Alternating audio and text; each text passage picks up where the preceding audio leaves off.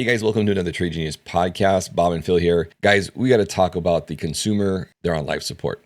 Let's go.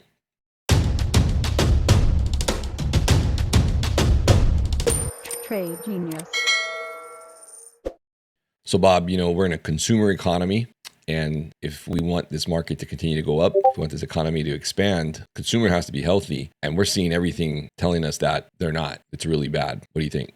Oh, for sure. I mean, we talked about this before. I think people are naive to think that, after all the stimulus that we've had, that, you and I seen it in other businesses that we have, that basically since 2022, the market and the economy has been slipping away. Mm-hmm. And people have been increasingly trying to use credit to stay afloat, but they're hitting the wall. And throw this chart up here too. This is amazing. This is credit card defaults are at record levels, and they're going to get worse. I think we have this new phenomenon out there. I call it basically the walk away. You're seeing it in China.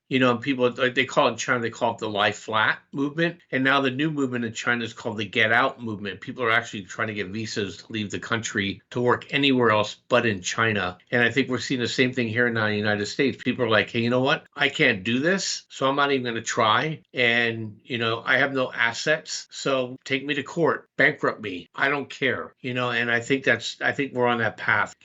Definitely, we talked about this before. We're in that third and fourth turning of the economic cycle. And I think it was punctuated by that murder of the CEO of United Healthcare. If you read his manifesto, I think a lot of people are probably feeling the same way about life that he felt. He just took it to an extreme level. But there's a lot of little microaggressions you can take to stick it to the man, like walking away from your debt. And I think we're at that point, Phil.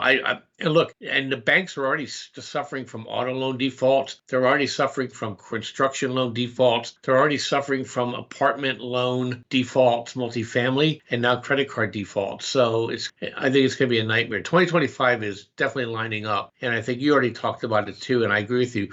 I think we've been in a recession. It's just time for the economic numbers to catch up on the revisions to prove us right.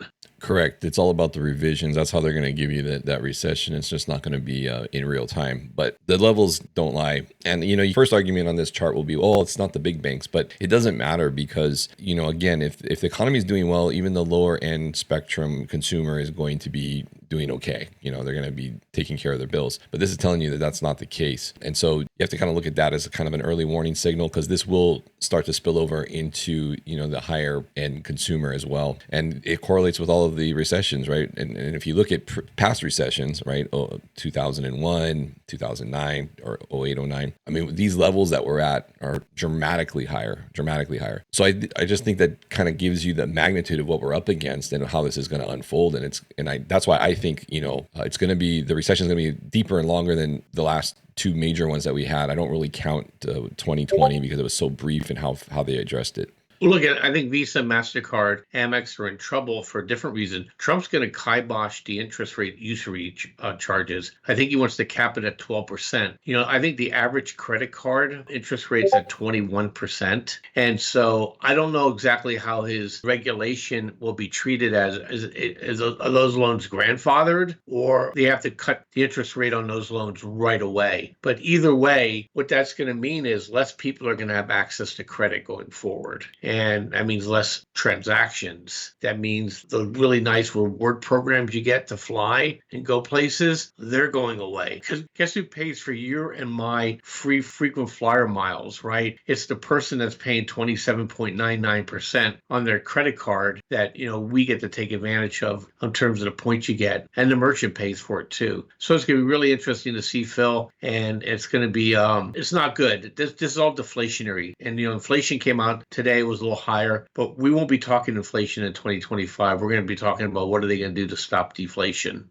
Yeah, and if you look at the institutional volume here on Visa, you guys notice here, and this is very typical of what you see, you have large orders concentrated in a certain price level, and then you see profit-taking orders. Now, you don't really know exactly what the volume is in relation to, are they buying, opening a position, are they selling, closing a position? You kind of have to just determine that from where the locations are. But I can tell you, whenever I see a lot of volume in one area, and then I see volume bubbles much higher up, that's usually profit taking. And so you have to think, is smart money getting out of things like Visa at this point? And it's not just these guys. I mean, we're seeing that in other sectors as well, because they're selling into, if we're going to top the market out, you would expect institutional sellers to come in. But I think it's pretty clear here. They are taking profits up here. And, to me, that just kind of confirms that they don't want to be exposed to this space anymore. No, we're going to see that across the board. So guys, hey, look, we said we're getting more and more bearish.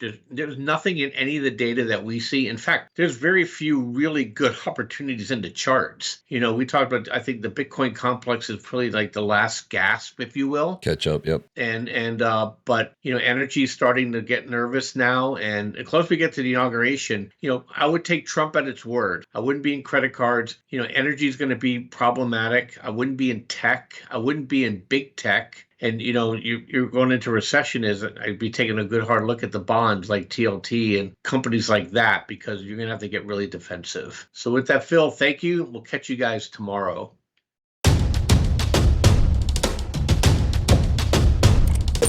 Trade Genius.